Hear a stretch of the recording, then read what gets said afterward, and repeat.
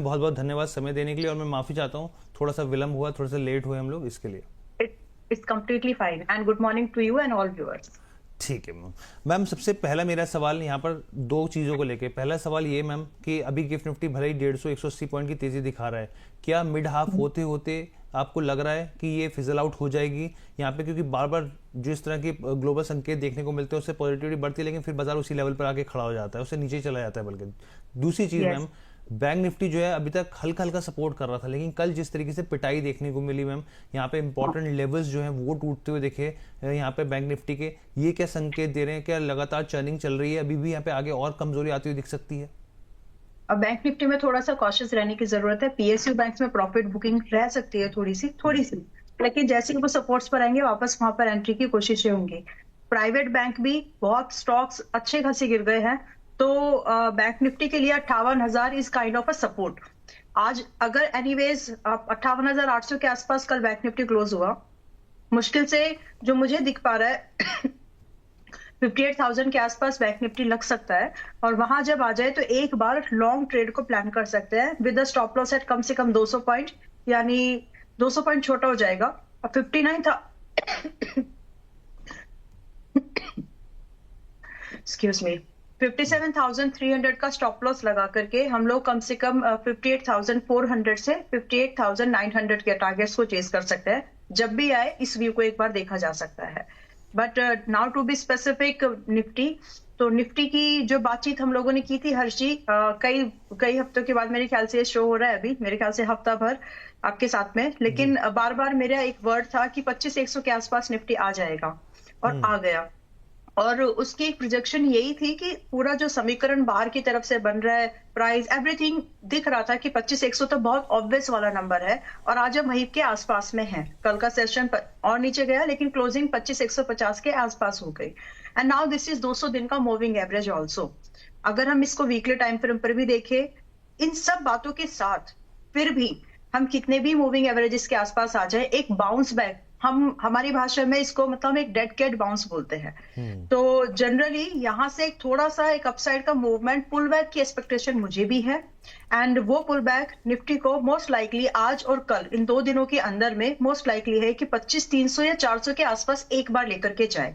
And जैसे ही वहां से आता है वापस से एक सेलिंग का प्रेशर बन सकता है, एंड इसमें भी जो कंट्रीब्यूशन करेगा HDFC बैंक बिकॉज सपोर्ट पर आ गया है, एंड रिलायंस क्योंकि सपोर्ट पर आ गया 1390 के आसपास, Reliance is very good to buy. तो ये 2 स्टॉक्स हैं जो कि फिलहाल इस मूवमेंट को लीड कर सकते हैं। बट जब हम एक ओवरऑल ट्रेंड की बात कर रहे हैं, तो उसके हिसाब से अगर मुझे ये बताना है या ये डिस्कस करना है कि फरवरी का मंथ कहां पर हो सकता है, तो फरवरी के लिए अगर आप देखें तो 25,500 is a crucial resistance, major resistance है। यहां पर जैसे निफ्टी पहुंचेगा आपका, फिर से सेलिंग का प्रेशर बढ़ेगा, एंड उस सेलिंग प्रेशर में कम से कम निफ्टी वापस से 24,900 के आसपास एंड लगभग 24,700 के आसपास वापस से चलने की तैयारी में रहेगा। सो अगले महीने की अगर आप देखें तो ये इंपॉर्टेंट लेवल है। इंट्राडे के हिसाब से या 2 दिन के व्यू के हिसाब से देखिए, इंट्राडे में तो आज वॉलेटिलिटी रहेगी, मोस्ट लाइकली है हम कल के क्लोजिंग के ऊपर ही क्लोज हो जाए आज, तो वो एक व्यू है। बाकी मुझे एक चीज याद दिलानी पड़ेगी सभी को जी, मोदी ट्रम्प जी जब भी बोलते हैं Modi is my best friend and so कुछ ना कुछ ट्रबल आती है, सो बी रेडी फॉर दैट। मतलब मुंह से बोली हुई बातें उनकी बिल्कुल मैच नहीं करती उनके स्टेटमेंट से, उनके उनके कथनी करने में बहुत फर्क है। और ये ऑब्जर्वेशन है कि जब भी नाम लिया जाता है कुछ ना कुछ गलत होता है हमारी मार्केट, हमारे इकोनॉमिक पॉइंट ऑफ व्यू से। So be ready, don't be so excited कि हम यहाँ पे भर भर की खरीद ले।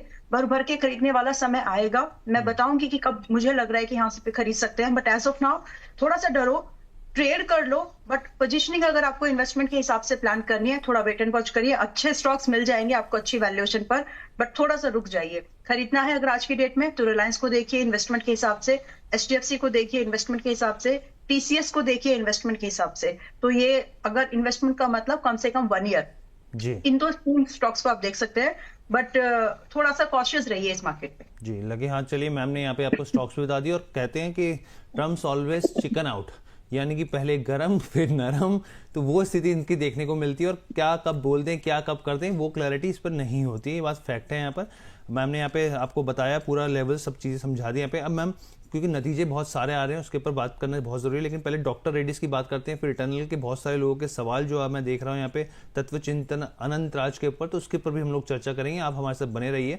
सबसे पहले देखिए डॉक्टर रेड्डीज की बात करते हैं। नेट प्रॉफिट जो है करीब करीब आप देखिए यहाँ पे क्वार्टर बेसिस पे 14.5% का यहाँ पे जो है वो डिप आता हुआ दिखा है। रेवेन्यू के हिसाब से आप देखें तो 5% यहाँ पे बढ़ोतरी हुई है। अगर आप एबिटा में देखें तो यहाँ पे डिप है और मार्जिन्स में भी डिप है। लेकिन अगर आप यहाँ पे रेवेन्यू जो देख रहे हैं आप बढ़ते हुए, इसके पीछे के लॉजिक्स हैं यहाँ पर। देखिए नॉर्थ अमेरिका का जो कंपनी का बिजनेस है वो काफी इंपॉर्टेंट होता है, वहां पर डिप आया है, यहाँ पर वहां पे सेल्स में गिरावट आई है। लेकिन अगर आप यहाँ पे यूरोपियन बाजारों की बात करें या भारतीय बाजारों की, घरेलू बाजारों की बात करें, तो कंपनी ने एक अच्छी परफॉर्मेंस दिखाई है, इसलिए रेवेन्यू जो है वो बढ़ते हुए दिखे। जो आप प्रॉफिट की बात कर रहे हैं, क्योंकि हम लोग लगातार देख ही रहे थे नंबर्स को लेकर, पहले ही गाइडेंस थी कि दबाव हो सकता है, वो स्थिति देखने को मिली है। जिस हिसाब से आकलन किया जाता है वही ये नंबर्स यहाँ पर आए हैं। मैम डॉक्टर रेड्डीज लैब्स को कैसे देखा जाए, कैसे प्ले किया जाए? इसमें आप एक बॉटम बाइंग करने की अपॉर्चुनिटी को ढूंढिए, आज मत खरीदिए, just wait for couple of days. मतलब एक रेंज बताते हैं, जब भी वो रेंज ट्रिगर होती है उसमें खरीदारी का व्यू बना सकते हैं। 1100 आज ही क्लोज हुआ था पिछले सेशन में 1157 के पास में।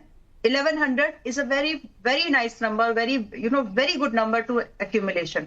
और अगर आपको 1100 के आसपास आज मिले, परसों मिले, इस पूरे हफ्ते या नेक्स्ट वीक भी मिले, तो खरीदने की कोशिश हम बिल्कुल कर सकते हैं। प्राइस अलर्ट लगा के रखिएगा।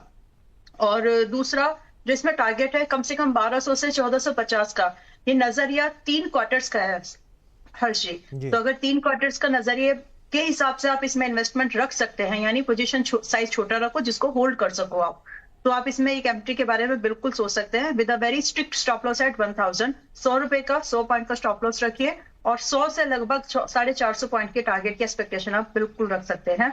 नाउ जितनी भी फार्मास्यूटिकल कंपनीज है, अगर उनका एक्सपोर्ट मार्केट है यूरोप में, यूएसए में, तो उन कंपनीज के ऊपर एक मार्केट क्योंकि अर्न करती है डॉलर्स में, राइट। और जो डॉलर की जो परफॉर्मेंस है, अब मुझे याद भी आया, मैंने बात भी की थी कि जनवरी खत्म होते होते जनवरी खत्म होते होते डॉलर इंडेक्स रुपी जो है डॉलर इंडेक्स के अगेंस्ट 91 के पार चला जाएगा। एंड आज जब हम वापस बात कर रहे हैं, कल का जो लो था इंडियन रुपी का अगेंस्ट यूएस डॉलर वो 91.70 था। और अभी जो आज छोटा सा जो हम पुल बैक देख रहे हैं 92 निकल जाएगा हर्ष जी। तो मतलब ये जो 90 के ऊपर डॉलर है, INR है, इस अगेंस्ट में, ये weakness is becoming like a new normal. होना नहीं चाहिए इकोनॉमी पॉइंट ऑफ व्यू से, but it is getting. And बहुत लाइकली होगा कि मतलब जून के टाइम तक ये 94 तक भी रहे। तो मार्च की प्रिडिक्शन ये थी, जनवरी की 91 हो गया, मार्च की प्रिडिक्शन ये है कि 92 तक के पार जाएगा एक बार, and by the June it is close to 94, 95। तो इससे आप ये समझ सकते हैं कि फार्मास्यूटिकल ऐसी इंडस्ट्री है, आईटी ऐसी इंडस्ट्री है कि अगर इसमें आपको सही स्टॉक्स में एक्यूमुलेशन का मौका मिले, तो बिकॉज ये कंपनीज डॉलर में अर्न करती हैं, कि मार्जिन अच्छे बन सकते हैं, राइट। तो उस वजह से आप इन दो सेक्टर्स को थोड़ा ध्यान से भी देखेंगे तो कोई प्रॉब्लम नहीं है, but try to wait for a better buying. बिल्कुल मैम, बल्कि आपके आने से पहले भी मैं यही कह रहा था कि देखिए 91 जो है न्यू नॉर्मल हो चुका है, 95 तक पहुंचने की इस तरह की स्थिति दिख रही है। अब देखिए एफआई को दोहरी चोट लग रही है, तो वो क्या करेंगे, इसमें तो साफ तौर पे स्थिति यहाँ पे देखने को मिल रही है। इटर्नल के नतीजों की बात कर लेते हैं। जोमेटो के नतीजे वो भी आते हुए दिखे हैं यहाँ पर, और नतीजे कैसे एक बार स्क्रीन पर लेकर आते हैं हम लोग यहाँ पर। और इसमें देखिए एक और इंपॉर्टेंट चीज निकल के आई, रिजल्ट्स पे तो हम लोग बताएंगे आपको। आप देखिए नेट प्रॉफिट जो है 57% बढ़ता हुआ दिखा। रेवेन्यू की बात करें 20% की बढ़त दिखी है यहाँ पे। एबिटा की बात करें 54% यहाँ पे हुआ है, और मार्जिन जो हैं वो भी देखिए 1.8% से बढ़कर 2.3% हुए। मैम इसमें एक और चीज है, ब्लिंकिट जो है ब्रेक इवन आता हुआ दिखा है, और जो दीपेंद्र गोयल हैं उन्होंने रिजाइन दे दिया है। अब कंपनी के जो नए CEO होंगे वो अलबिंदर धिंसा जो है वो इसको लीड करेंगे आगे चल के, मैम यहाँ पे 1 फरवरी 2026 से। अब इतनी सारी चीजें एक साथ हुई हैं यहाँ पे कि एक तो नतीजे हैं, ऊपर से ब्लिंकिट का जो कंसर्न था वो भी ब्रेक इवन होता हुआ दिख रहा है। दूसरी चीज यहाँ पे जो है मैनेजमेंट को लेके बड़े बदलाव हुए हैं, कैसे देख रहे हैं स्टॉक को मैम? और मैम इसमें ये भी बताइएगा कि अभी भी महंगा लग रहा है इस हिसाब से देखा जाए तो? ओके, बहुत सारी चीजें तब हो रही हैं जहां पर टेक्निकल चार्ट आपको एक बाइंग के इनसाइट देगा, बट वैल्यूएशन अभी भी कंफर्ट नहीं देगी। So all these things are happening at that point of time. तो जनरली ठीक है, इसको 1 बाय 1 डिस्कस करेंगे जी। वैल्यूएशन फ्रंट पर अभी भी महंगा है, उसमें कोई प्रॉब्लम नहीं है। और जाते जाते कई बार ना चीजें हर्ष जी मैं उस तरह से भी देखती हूँ कि मैं टाइमिंग को आई ट्राई टू गिव कि इसी समय क्यों। जब आपको स्टेप डाउन होना है उसी समय आप कंपनी में एक बहुत बड़ा प्रॉफिट दिखा रहे हैं कि दिख रहा है जो भी है। बट इट इज लाइक कि मेरे जाने से पहले, मतलब मैं मेरे point, if I am the CEO of the company, अगर मैं चला रही हूँ तो मैं चाहती हूँ कि मेरे जाते जाते नाम खराब नहीं हो, obviously, right? So we try to maintain that sentiment, we try to maintain, उसको गरिमा बोलते हैं, क्रेडिबिलिटी बोलते हैं, जो भी है, क्योंकि हमारे बाद जो कंपनीज इसको एनालाइज करेंगी, मान लीजिए अगर मैं हूं, कल को कोई दूसरा बंदा एनालाइज करेगा, वो डीप डाइव नहीं करेगा कि उस समय गोयल जी ने स्टेप डाउन किया था, वो सिर्फ नंबर देखेगा कि उस समय गोयल जी थे और उनके समय पे कंपनी इतनी अच्छी परफॉर्मेंस कर रही थी। इसी तरह से चलता है। तो एक ना कवर डिजाइनिंग भी होती है। बट टू बी स्पेसिफिक, आज इटर्नल यानी जोमेटो आज 200, मैं कुछ बातें बोलती हूँ ना, तो उनको प्लीज व्यूअर्स जो भी हैं, ट्रेडर्स, इन्वेस्टर, उसको समझने की भी कोशिश किया कीजिए। उसके पीछे की बात के पीछे के भाव को समझने जरूरी है। मैम जो बोलती है वो बाल की खाल को निकाल के समझने की आपको क्लैरिटी बताती है, आगे के विजन के हिसाब से भी बताती है यहाँ पर। जी थैंक यू। वेल, अभी टू बी स्पेसिफिक, जोमेटो अभी 283 के आसपास आया है। It has a pattern. कभी भी अगर बड़े इवेंट इसी में आ रहे हैं तो 200 दिन के नीचे ये स्टॉक बहुत लंबा रह जाता है, और कम से कम जिसमें डिक्लाइन आया 200 दिन के मूविंग एवरेज के नीचे रहने से, वो लगभग 40 से 50% का रहा। अब यहाँ से it's like a make or break. So I want you people to be very secured कि अगर आप मेक और ब्रेक ट्रेड को प्लान करना चाहते हो तो आपका नजरिया होना चाहिए कम से कम 1 साल का, क्योंकि उस 1 साल के अंदर में जब जब ये स्टॉक 200 दिन के ऊपर ठहरा और ऊपर निकला, तो एक रेंज बनाई उसने 200 दिन के आसपास, मूविंग एवरेज के आसपास की 40 से 50% की रेंज। तो बस इसी रेंज में ये रहा और उसके बाद इसने बहुत अच्छा रिटर्न दिया है, राइट? तो उस चीज को ध्यान में रखते हुए आई कैन सी कि ज्यादा से ज्यादा डाउनसाइड डिक्लाइन आज अभी 283 के आसपास है। ज्यादा से ज्यादा डाउनसाइड का डिक्लाइन मुझे 230 तक दिखता है मैक्सिमम, एंड अपसाइड के लिए जो पोटेंशियल है 340 से लेकर के लगभग 500 की दिखती है। And this is an investment idea, it's not something that you I am suggesting for trade. तो अगर आप इन्वेस्टमेंट के हिसाब से आप देख रहे हो तो मेरे डाउन साइड की 30% की डिक्लाइन पॉसिबल है, वहां पर एक्यूमुलेशन करना चाहिए आपको। और अगर आप ये करते हैं तो अपसाइड के लिए आपको लगभग 340 एंड 450 के टारगेट लगभग 1 से 1.5 साल में आपके बनने चाहिए। तो इसमें अगर आप एक सीरियस इन्वेस्टमेंट प्लान कर रहे हो, कर सकते हो, लेकिन व्यू बहुत क्लियरिटी से सब चीजें समझाई है कि 30% डाउनसाइड में पॉसिबिलिटीज बनती हैं, रीजन दिया है, सब कुछ दिया है। अब उसके हिसाब से आप अपनी इन्वेस्टमेंट प्लान कर सकते हैं। डोंट ट्रेड दिस, ट्रेड के लिए नहीं है, ट्रेड के लिए नहीं है यहाँ पे। अब 2 और स्टॉक हैं ऐसे जिसपे बाजार जो है खुलते ही रिएक्ट करता हुआ दिखेगा, लेकिन उसका एनालिसिस हम लोग आपको अभी बता देंगे यहाँ पर। मैम तत्व चिंतन फार्मा, और बड़े समय के बाद मैम इसमें टर्न अराउंड की स्टोरी देखने को मिल रही है। बहुत ही नंबर जो हैं वो अच्छे हैं, हालांकि अब देखेंगे कि क्या जो है बाजार खुलने के बाद रिएक्शन देखने को मिलता है, लेकिन नंबर्स जो है ओवरऑल हर मामले में, हर पैमाने में बेहतर स्थिति दिखा रहे हैं। यहाँ पे कंपनी फार्मास्यूटिकल कंपनी है। यहाँ पर आप चाहे इसके प्रॉफिट्स की बात कर लीजिए, चाहे आप एबिटा की बात कर लीजिए, काफ़ी अब तक की जो सबसे बेहतर स्थिति है वो आती हुई दिखी है यहाँ पर। और अगर मैं इसके यहाँ पर प्रमोटर्स की होल्डिंग की बात भी करूँ तो 72% के आसपास यहाँ पर देखने को मिलती है। मार्च 2025 में यहाँ पे जो है उसके बाद से धीरे धीरे स्टैगर मैनर में एफआईएस की पोजीशन भी बढ़ती हुई दिख रही है, हालांकि डीआईएस जो है वो कम बिकवाली करते हुए दिखे। मैम आप कैसे देख रहे हैं इसके स्टॉक को, क्या सलाह रहेगी? ये स्टॉक अभी एक इन्वेस्टमेंट के आइडिया के तौर पर हम देख सकते हैं। एंड मुझे जहां तक याद आ रहा है, तत्व चिंतन को मैंने रिकमेंडेशन में लाया था नियरली 800 मेंबर्स के पास में था ये स्टॉक। तो अभी एक बढ़िया it was an investment idea, and अभी भी मेरे लिए ये एक इन्वेस्टमेंट कैटेगरी का ही स्टॉक है। बहुत ही नीश स्पेशल केमिकल्स में ये कंपनी काम करती है। तो आई मीन छोटी साइज की कंपनी है, लेकिन जो इसकी प्रॉफिटेबिलिटी, जो इसके ये सब चीजें मुझे ठीक ठाक ही लगी थी। बट अभी अगर हम बात करें आज के डेट में तो ये थोड़ी सी एक्सपेंसिव अभी वापस हो गई है। दो प्रॉफिटेबिलिटी बढ़िया दिख रही है, बट खरीदे कहां पर, सबसे बड़ा सवाल यही पर आ जाएगा कि अब खरीद सकते हैं क्या।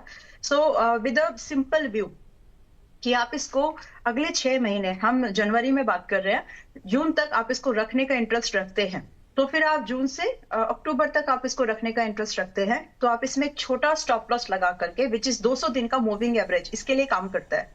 तो अगर आप 1200 का एक स्टॉप लॉस मेंटेन कर लें, जो कि करंट प्राइस से लगभग 180 पॉइंट दूर है लगभग, तो यहां से हर्ष जी आराम से, मतलब आराम से वर्ड यूज किया है मैंने, लगभग 1,640 रुपए का फर्स्ट टारगेट एंड लगभग 2,000 रुपए का सेकंड टारगेट भी दिख जाएगा।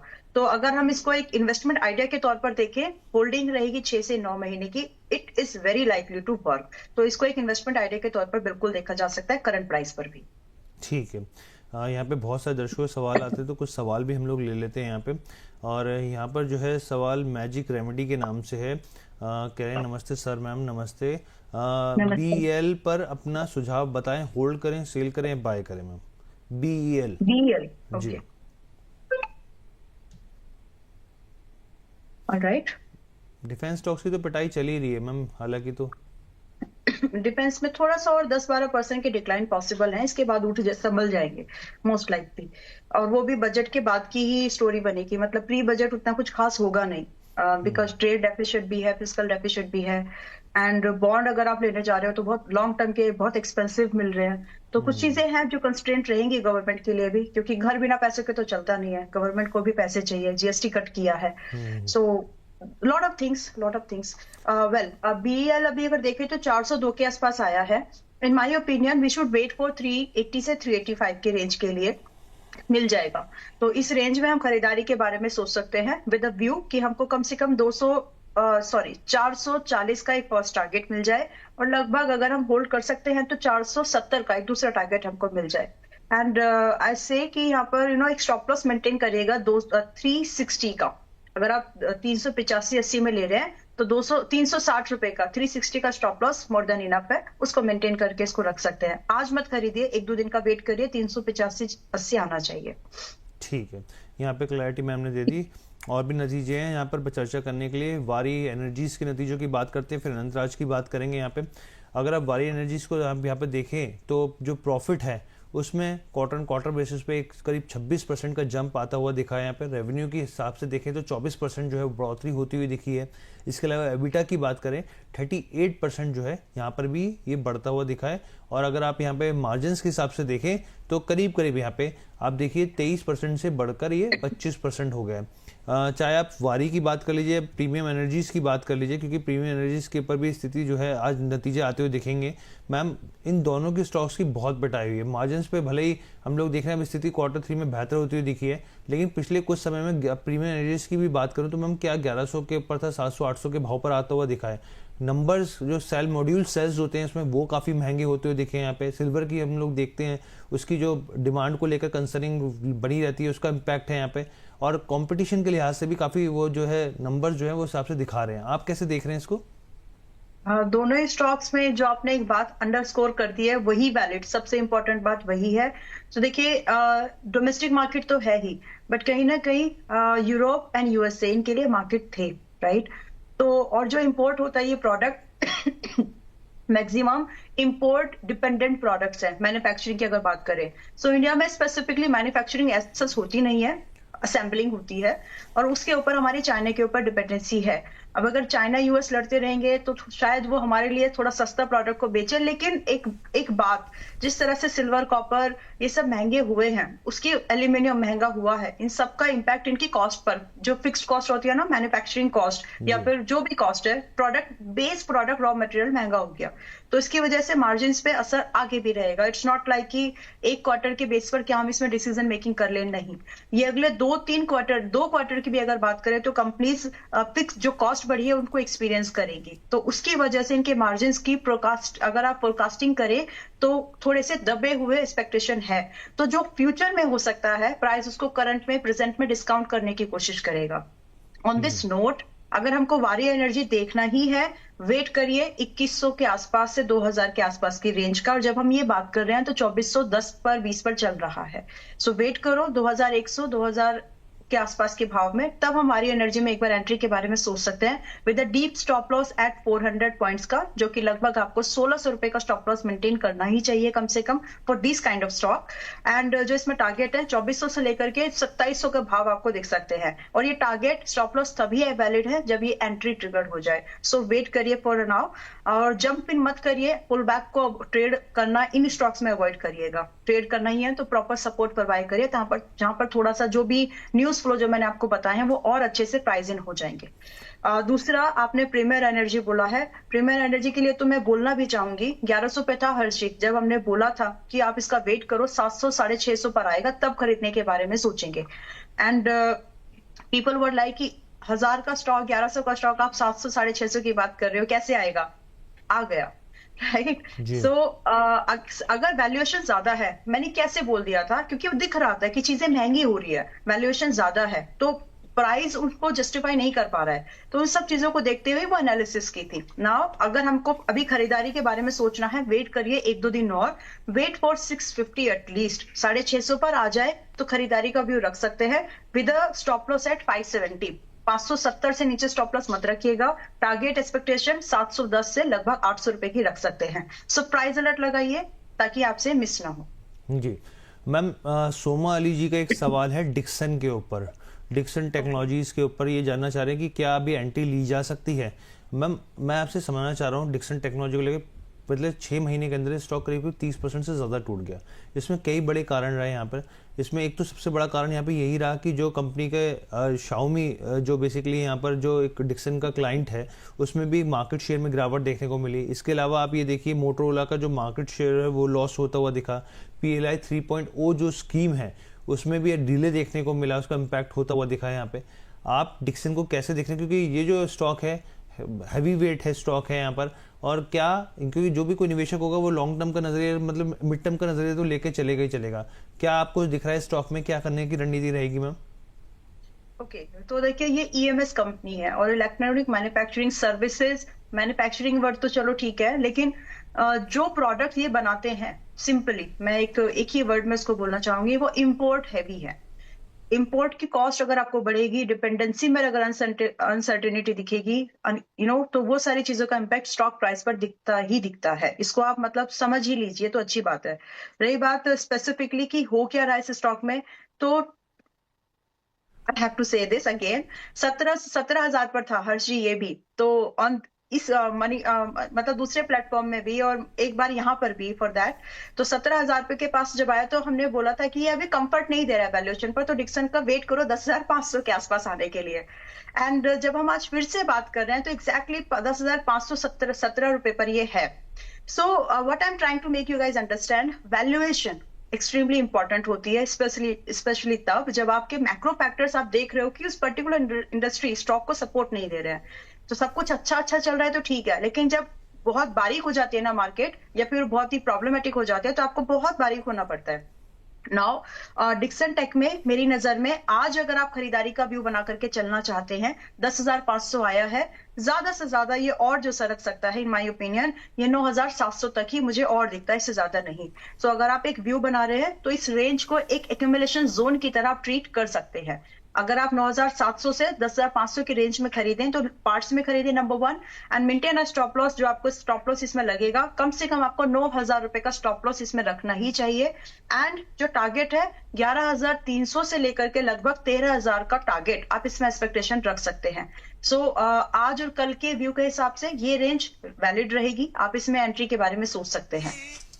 ओके, तो यहाँ पर जो है वो क्लैरिटी मैम ने दे दी। एक आखिरी स्टॉक है उसके ऊपर फटाफट से चर्चा कर लेते हैं क्योंकि समय का अभाव है। यहाँ पे अनंतराज की बात कर लेते हैं।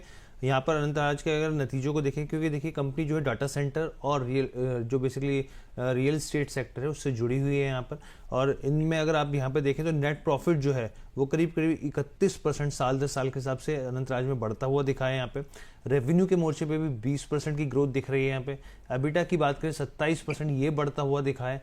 मार्जिन के हिसाब से देखें तो 1% की मार्जिन जो है यहाँ पर भी बड़े हैं Q3 में FY26 के हिसाब से देखा जाए तो मैम ओवरऑल नंबर तो ठीक ठाक लग रहे हैं। यहाँ पर पिछले कुछ समय में ये स्टॉक में भी हमने कंसोलिडेशन का फेज देखा था, करेक्शन का फेज देखा था।